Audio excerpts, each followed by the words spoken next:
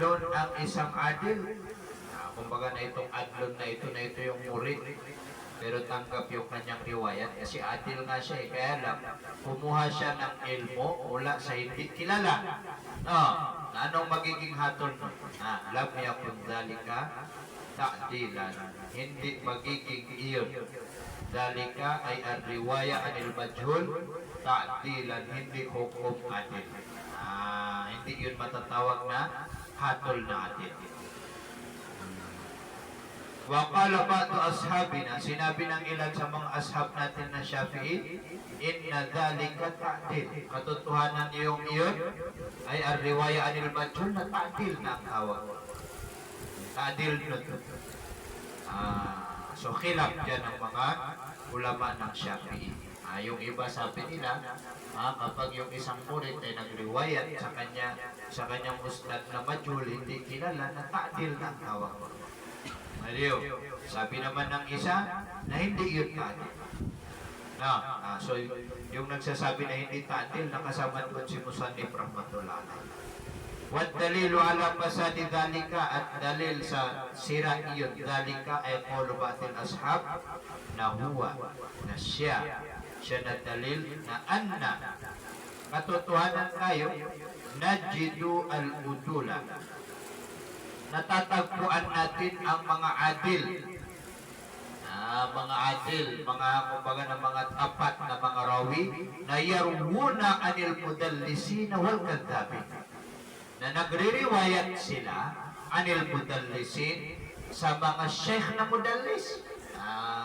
Kung naging mudallisin na mga sheikh ay nagriwayat sila galing sa mga sheikh na mga mudallisin wal kadhabin, at mga sheikh na mga sinungaling.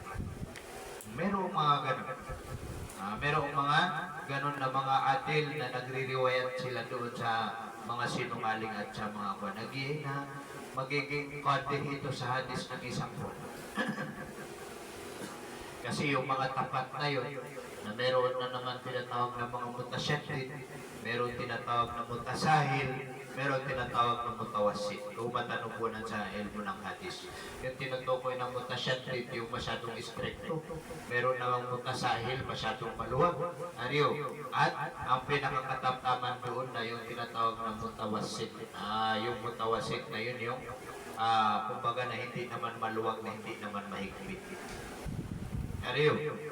So merong mga adil, mga tapat na, mga bibiyad na mga tao na nagre-riwayat sila ng hadis anil mudallisin, galing sa mga sheikh na mga mudallisin.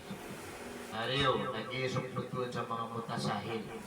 Kahit maudol siya, tawag dito, kahit pa siya ay tapat, kilala na hindi siya magsisinungaling, pero dahil sa siya ay mutasahil, na hindi pa rin matatanggap yung kanyang riwayat. So dahil doon, na hindi nagsasaad na yung isang adil na kapag nagriwayat siya sa isang gaib, ariyo, na hindi yun tumutukoy na yung isang adil na yun ay upama na matatawag na matatanggap na yung kanyang hadis. Hindi matatanggap at di yun magiging adil ay ito. Kaya ang ugali ng mga muhaddisin na kahit pa sino yan at chine-check pa rin nila. Ayaw po nirang pag-check na sahaba. Walihada pala Shafi, dahil dito sa pagriwayat ay walidalika ay wali ajli riwayatil udul anil mudallisin wal kadhabin, naqala Shafi, sinabi ni Imam Shafi, akhbarani al-Harithu al-A'war. Hariyo, nagkwento sa akin si Haris al-Awar, wa kana wallahi kaddaban, sabi ni Imam Shafi, at ang kalagayan niya na Haris al-Awar, wallahi sumbaman sa Allah, kaddaban, sinungaling. Sinungaling. Ayun yung isang kwan. Falam yakun per riwayati anhu dalilun ala ta'dil, na hindi nagkaroon ng pagre-riwayat anhu anil Haris al-Awar dalil ala ta'dili sa pag-ta'dil. Kumbaga nang naba, hindi magiging dalil.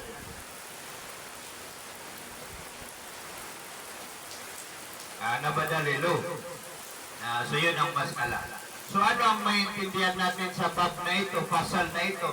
Ang maintindihan natin sa pasal na ito, kung sakasakali na mayroong isang hadis, ariw, na ang rawi niya ay adil, pero kinuha niya sa sheikh na majhul, ariw, na hindi yun matatanggap yung hadis niya. Hindi matatanggap yung hadis niya. Ikaw tarima ko hadis. Nung una sinabi niya, kapag ang magriwayat ng mga hadis ay yung mga tapat, alam na ng pagiging adil katulad ng mga sahaba at yung mga afadil ng mga tabiin, yung mga dakila sa mga tabiin at yung mga kagalang-galang na mga imam na wajib iamal at hindi na dapat i-check. Wajib iamal at hindi na dapat i-check. Yun yung pinag-aralan natin nung last, no? Paano naman pag ganito? Paano naman pag ganito? Kasi na kaya hindi na wajib i-check doon. Kasi mayroon pang mga sheikh, kaya mga rawi ng hadis na mga tapat na sila pero at sinecheck pa rin yung kanilang riwayat. Bakit? Kasi napag-alaman sa kanila na sila ay mutasahil o kaya sila ay mutasyatrik. Yaman ito. So meron din mga tapat talaga na nagre-riwayat sila ng hadis na kaya lang yung problema kaya ng mga mutasahil. Mga mutasahil sila sa hadis. Magaling ako na. Pero walang itong nabakuan. Sarap maligo nito. Puyat kayo? Puyat ka? Di ka puyat? Yaman yun daw. So dito makikita yung mutasahil at saka yung mutasyatrik. Faslun. Fa'amma idha amila al-adlu bi khabarihi. Ito dugtong na ito, no? Kung sakali na iamal ng isang adil bi khabarihi, yung hadis niya. Hadis nino. Khabaril majhul. Yung kanina, nagriwayat ng hadis yung adil, kinuha niya sa ustad na majhul, tapos inamal pa niya. Wasarraha at prinangkanya niya na adil bi annahu nakatotohanan siya na adil amila inamal niya na adil bi khabarihi ang hadis niya na majhul. Nabahuwa ta'dilun na siya na amalul adli na ta'dilun hatol ng ta'dil nito. Bama nakasama na yun sa tatil. Kasama na ito sa tatil. Bakit? Li'annal adil. Dahil yung adil na yun, na la yajuzu an ya'mala bihi, hindi pwede na iamal niya na adil bihi bi khabaril majhul. Illa waqad qabilahu. Maliban katotohanan kabilahu tinanggap niya na adil siya na khabaril majhul. Hindi niya pwedeng iamal maliban sa tinanggap niya. So dahil sa prinangka niya na isinagawa niya o ipinangamal niya yung hadis ng isang majhul na yun ay tuos o kaya palatandaan na hinatulan niya na adil. Ariyo, yung isang upama na rawi na majhul. Yaman ito. Wa in amila bi mujabi khabarihi, at kung sakali na ipang-amal niya na adil bi mujabi khabarihi, yung mafhum mujab, yung mafhum ng hadis niya khabarihi khabaril majhul, pamanahin naman niya yung mafhum utama. Muktaba. Kumbaga na yung maksud ng hadis na yun ang inamal niya. Walam yusma minhu. Pero walhal, lam yusma, hindi narinig. Yan, hindi na pag-alaman. Minhu minal adli. Galing sa adil, annahu annal adil na amila isinagawa niya na adil bil khabari, yung hadis na yun. Ang kinuha lang niya na yung mafhum sa hadis na yun. Hindi mismo yung hadis na yun. Hindi narinig. O kaya hindi napag-alaman na yung adil na yun na ipinang-abal niya yung hadis na yun. Alam niya kung dali ka takdilan. Hindi matatawag yun na ta'dil. Hindi yun matatawag na ta'dil. Bakit? Li'annahu qad ya'malu, dahil katotohanan siya na adil na minsan ya'malu ipinang-aamal niya bimujabil khabar, yung mafhum ng khabar min jihatil qiyas. Mula sa panig ng qiyas, parang nag-qiyas siya. Pero hindi sa hadis na yun. Nagkatugma lang na yung inamal niya ay magkasing kahulugan pati yung mafhum ng hadis na kanyang kinuha doon sa rawi na majhul o kaya ustad na majhul. Nariyo, ya'malu min bimujabil khabar min jihatil qiyas wa dalili ghairihi at mula sa panig ng dalil ng iba sa kanya ghairil adad. Nariyo, kung gano'n na pala miya kung dali ka ta'dilan. So dito sa pasal na ito, na halimbawa yung isang murid, nagriwayat siya ng isang hadis mula doon sa isang majhul na titingnan. Kasi bakit niya riniwayat? May mga dahilan. Riniwayat niya kasi gusto niyang sabihin na ipinang-amal niya, at saka gusto niyang sabihin na riwayat lang ito. Kasi dalawa yan yung muhaddis kasi, iririwayat niya yung hadis tapos ipang-aamal niya. Katulad ni Imam Bukhari rahmatullah alayh. Si Imam Bukhari, na ginawa niya yung Sahihul Bukhari, na yan na, kumbaga na yan na yung, anong tawag dito? Nilalantad ng Imam Bukhari yung kanyang madhab. Nilalantad ni Imam Bukhari yung kanyang madhab. Hindi katulad ng ibang mga muhaddisin, na isinulat nila yung kanilang hadis. Niriwayat nila yung kanilang hadis na basta lang pagriwayat ng hadis.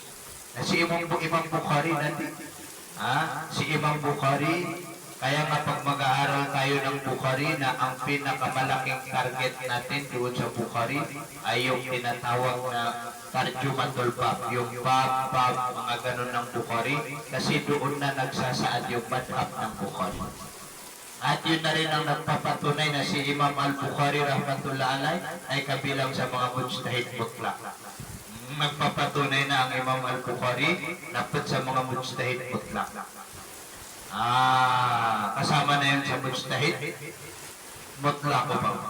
So doon makikita natin na doon sa pagriwayat ng Bukhari na riniwayat niya yung hadis, yung tinatawag na mujarradur riwaya, basta lang nagriwayat. At hindi lang doon, meron kasing rawi na basta lang nagriwayat ng hadis, na kung gano'n, na madali lang i-check yung gano'n.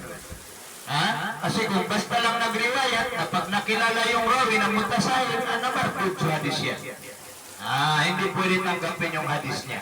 Pero kapag nagriwayat siya, at saka kukuha siya doon sa hadis na yun ng pang-amal, na yung pagkuha niya sa hadis na yun na kanyang ikinuwento, na yun na yung tinatawag na hukum ta'dil para sa kanya.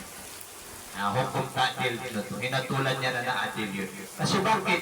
Kasi hindi niya pwedeng isagawa kung mayroong mali doon sa hadis. Nakatawa nila. Hindi lahat ng hadis na darating sa iyo na pugusan mo na mabuhay mo dalil ka. Hindi. Kailangan natitingnan muna yung mga nasib mansok ng hadis, yung sanad ng hadis, malap na pag-check. So kung once na inamal niya yun, ayun ay tumutukoy na yun ay kanyang upama na pinilang, hinatulan niya yung rawi na majhul ng adil. Yun yung masala patungkol sa jarh wa ta'dil. Kung paano titingnan yung rijal, yung rawi ng hadis. Tunay kang kailangan yung rawi yung hadis, dyan makikita sa pamamagitan ng pag-amal. Kasi kahit isa lang ang nagpahukom o kaya nagsabi na itong si Pulan ay atil ito, tapos na yung salita. Nakatulad din nito pa. Kahit hindi niya sinabi na adil, pero inamal niya yung hadis na kinuha niya sa kanya, ibig sabihin na pagbibigay hatol na yun. Pagbibigay hatol na yun. Kung hindi naman niya inamal ng tama, o kaya hindi naman niya inamal mismo yung hadis, parang mayroong makhum, na hindi pa yun masasabi na, kumbaga na yung hadis na yun ay okay na sa kanya. Kasi may ihtimal. May ihtimal. Pwedeng ihtimal na yung inamal niya na kinuha niya sa paraang kiyas at hindi galing sa hadis. Ano ito? Nagkataon lang na yung hadis na yun at saka yung kanyang amal ay halos magkasing kahulugan. Nagito na kung pakailan yan, bro. Yun tinatawag na ihtimal. So hindi yun magsasabi na yung hadis na yun na wajib na yaman. Yaman yun na.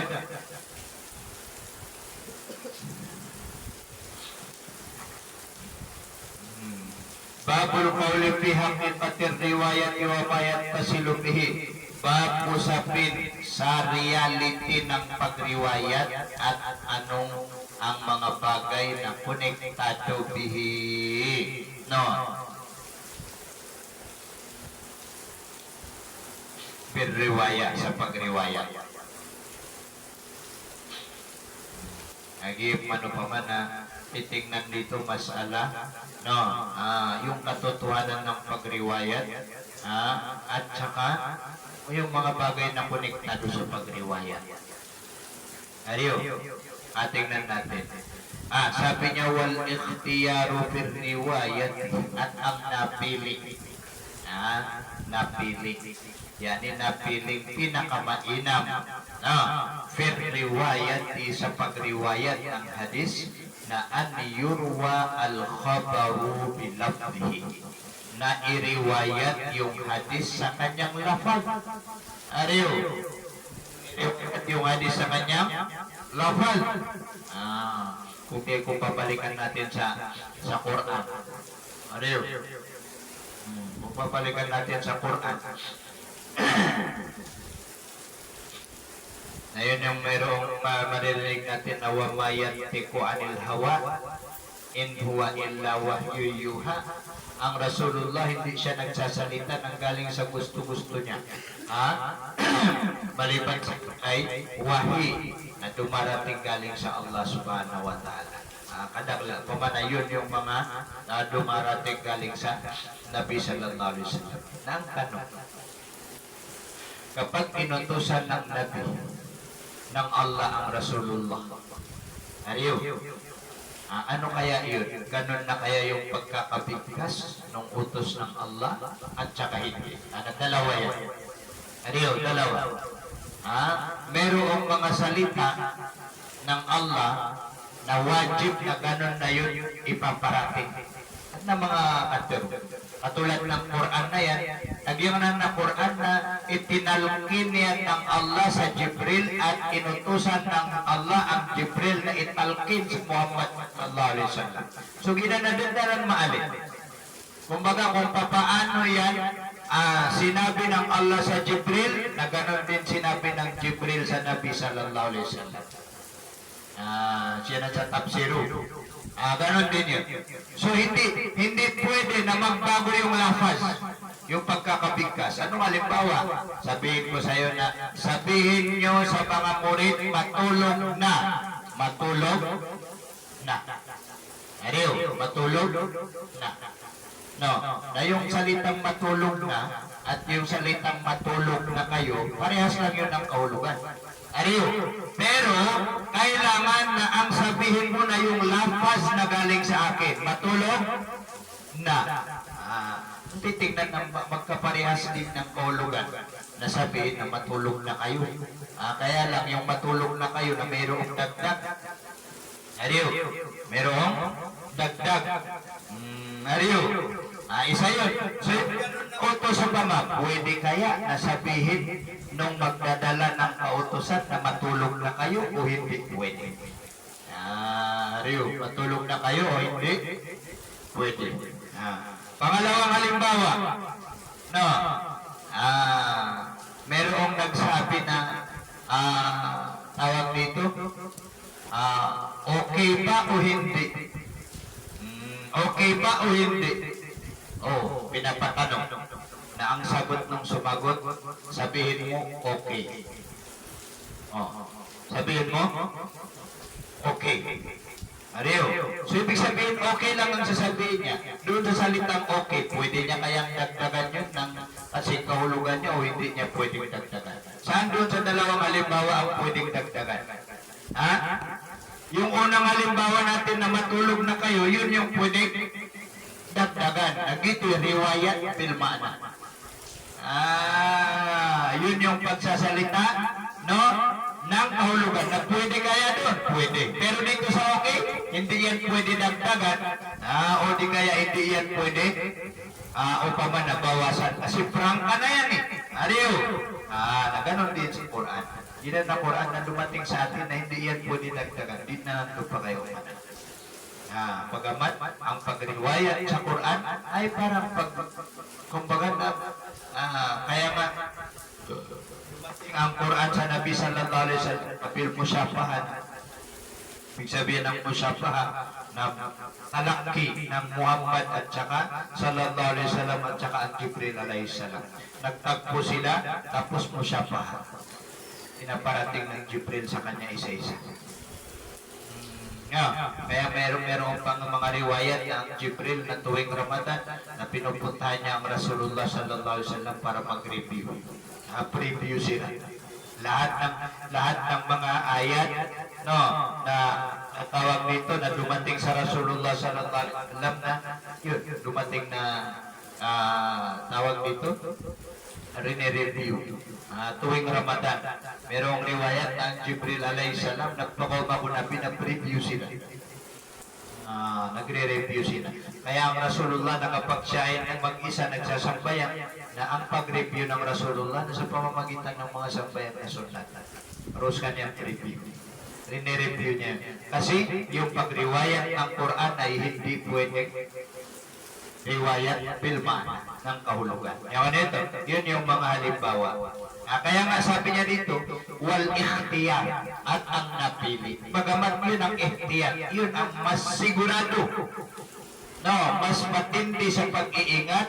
No, per riwayat, yun tinatawag na ang napili sa pagriwayat na an yurwal khabar bilafdihi. Iriwayat yung hadis bilafdihi sa mismong pagkakasabi niya. Kung paano sinabi, ganun lang ang riwayat. Liqaulihi sallallahu alaihi wasallam, dahil sa salita ng Nabi sallallahu alaihi wasallam, naddarallahu ra'an naddarallahu ra'an pinagbuti, pinaganda ng Allah ang isang tao kumbaga na maging kumbaga ng nagtara parang khabariyatul lafdan yan na insyaiyatul ma'nan na sana pagbutihin ng Allah ang isang tao. Gitu man yan. Sami'a maqalati na narinig niya na imra'an maqalati ang mga salita ko. Fawa'aha na minemorize niya na imra'an siya na maqalati. Thumma addaha tapos itinupad niya ito, yani iriniwayat niya ito, ikinuwento niya ito kama sami'a, tulad ng kanyang pagkakarinig. So kung paano niya narinig na gano'n din niya sinabi. Kinanin, kumbaga na yan ang pinakamaganda sa pagriwayat, na kung magriwayat ka rin na point to point ating tanong, word to word, sentence to sentence, tapos point to point. Ganun ka magriwayat. Yun ang pinakamaganda. Na, rubba hamil fikhin ila man huwa afqahu minhu. Dahil marami ang tagadala ng fikhi, ay pag-intindi, ila tungo sa man huwa, tungo sa tao na huwa siya naman na afqahu, mas nakakaintindi minhu minal hamil. Ariyo. Kaya nga minsan na nagtataka yung mga tao na di pa matigin na palawanan ng tao so palawanan ng Imam Shafi'i so sahabi o di na palawan ganito hindi kasi minsan na yung rawi ng hadis na ang kanyang trabaho lang ay magriwayat lang. Pero yung pag-istinbat ng hukom doon sa hadis na diskanyan ng maapot. Diskanyan ng maapot.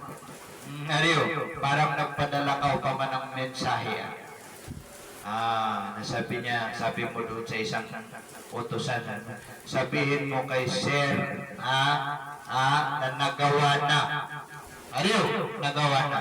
Na itong utusan mo, na pumunta doon sa Sir na yun, sabi niya, Sir, nagawa na. Ariyo, na yung may dala na yun, alam niya ba kung ano yung tinutukoy niya na nagawa na? Talaga hindi niya yun alam yung tinutukoy. Basta ang sa kanya, nadalhin lang yung salita. Giti man, riwayat kaya masabi niya rito, Rubba hamil pithin. Dahil napakarami ng tagadala ng kaalaman o kaya ng pag-intindi tungo sa tao na mas nakakaintindi, nakakaunawa minhu kaysa sa kanya na nagdala. Makaw masagi yung kakisir Sir, nagawa na. Ariyo, tapos pag sinabi niya doon na nagawa na siya gito, Sir, na mas siya ang nakakaalam, nakakaintindi doon sa salitang nagawa na kaysa dito sa may dala-dala ng mensahe. Yaman niyo ito? Yun yung kumbaga na asal. Al-aslo fil riwaya na ar-riwayat bil lafzi. Ang asal sa pagriwayat na yung pagriwayat sa lapas. Gito. Katulad sa Quran ba? Fa'in awrad ar-riwayat bil ma'na. Na kung iparating niya yung riwayat sa pamamagitan ng ma'na. Mafhum. Karamihan sa atin na ganito, no? Pag tinatala natin yung salita na sabi natin na mafhum, Mario. Mafhum. Ariyo, kung gano'n na natorta, tingnan mo muna. Ilayang natin. Fa'ing ka na mimman laya aring pumaknal hadis, na kung ang kalagayan niya na rawi, na mimman ay kabilang sa mga tao, na laya aring pumaknal hadis, hindi niya alam ang kahulugan ng hadis. Ariyo, nalam niya Diyos, hindi pwede. Lam yajuz ay ar-riwayatu bil ma'na. Hindi pwede na mag-riwayat sa ma'na. Kailangan natanungin siya, paano ba niya sinabi? Ariyo, nabagyo mo ito diretsyo na. Ang sabi niya ganito Ariyo, ano yung gano'n natin? Kasi bakit? Kasi yung may dala ng hadis ay hindi niya alam yung kahulugan ng hadis. Ariyo. So kailangan na magriwayat siya na yung lafaz, hindi yung ma'na. Kung hindi na hindi tatanggapin. Bakit? Li'annahu la yu'manu. Dahil katotohanan al-hala wa sya'an na la yu'manu, hindi maliligtas an yugayyira na mabago niya na rawi ma'nal hadisi. Ang kahulugan ng hadis. Kung pa kaya maalin sumama. Yaman ito, wa in kana mimman ya'rifu ma'nal hadisi,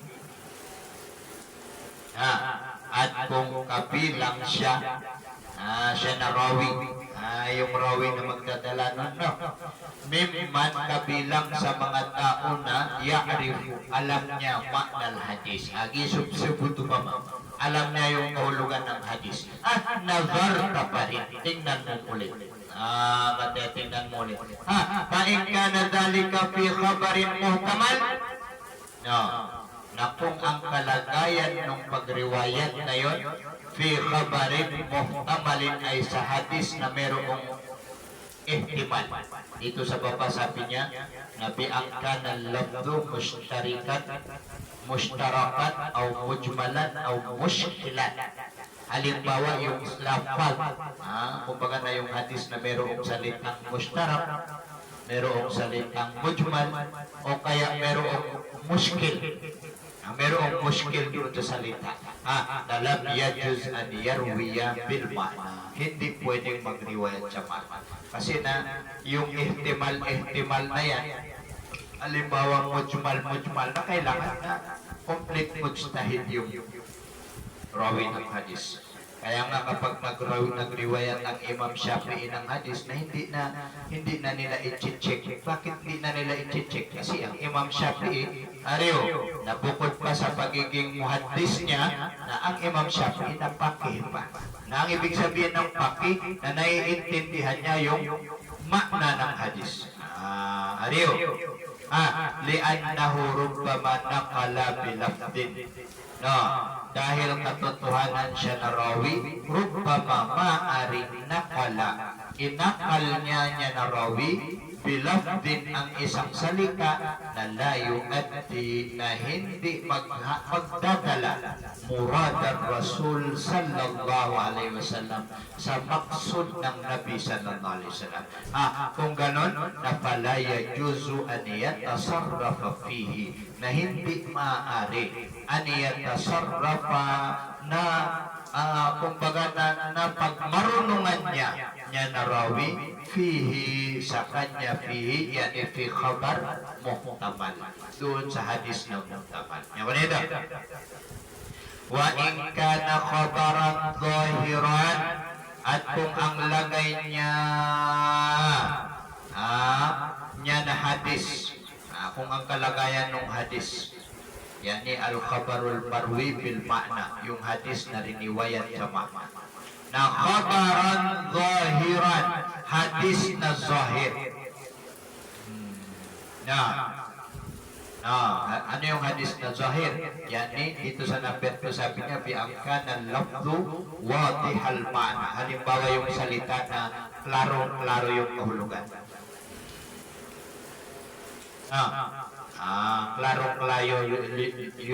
Klaro pa man. Klaro yung kahulugan. O pa mga lagi dito, napapihi wajhan, sa kanya, yani papihi wajhani, na merong dalawang wajah. Min ashabi na man qala la yajuz, mula sa kabilang sa mga ashab ng Shafi'i, na sabi nila la yajuz, yani la yajuz ang riwaya bil ma'na. Kahit pa yung kabar, yung hadis na yun na pamanazahir, madaling intindihin yung salita. Ilan pa rin sa mga ashab na sabi nila hindi pwede. Bakit? Li'annahu rubbama kana ta'abbud bil lafzi. Dahil maaari, li'annahu li'anna al-hala wa sya'an, rubbama maaari na kana ta'abbudu, pwede na mangyari na yung pagpa'abbud. Ta'abbud yung pag-ibadat bil lafzi sa salita. Sana halimbawa, katakbiratis salat, tulad ng takbir sa sambayan. Natigo pa ba kung ipriwayat yan ito sa pamanamana? Na di niya binasa, inutusan kang magtakbir, nakasuka tulad ng pagtakbir na yun. Yun ang pananaw niya. Wasani, yani walwajhu sani, na annahu yajuzu, nakatotohanan siya na ar-riwaya bil ma'na, na yajuzu, pwede. Wahuwa, at siya na asani, yani wajah na ikalawa, al-adharu, yan ang mas klaro, mas adhar sa kaul ng madhab ng Shafi'i. Bakit? Li'annahu, dahil katotohanan siya na al-lafdul ma'ti, o kaya yung salita na ginamit, na yu'addi ma'nahu, na itinupad niya yung ma'nahu, ma'nal lafdi, itinupad niya yung kahulugan ng lafad. Faqama maqamahu, na tumayo siya na al-ma'na, maqamahu maqamal lafdi, tumayo yung kahulugan sa kinatatayuan ng al-lafad. Walihada ruwiya anin Nabi sallallahu alaihi wasallam, dahil dito, dahil sa ilan na ito, nadalilay ruwiya, na iriwayat anin Nabi sallallahu alaihi wasallam, galing sa Nabi sallallahu alaihi wasallam, annahu qala, na katotohanan siya ng Nabi sallallahu alaihi wasallam, na sinabi niya, idza asabtal ma'na fala ba'sa, at hadis, na kapag natamaan mo yung kahulugan, nawala ng problema. So ibig sabihin, pag nagriwayat ka ng hadis, kahit magpumla, basta ikaw ay alam mo at naiintindihan mo yung salita. Kung hindi mo naiintindihan yung salita, yun ang malaking problema. Wallahu a'lam. مسند والأولى أن يروي الحديث بتمامه.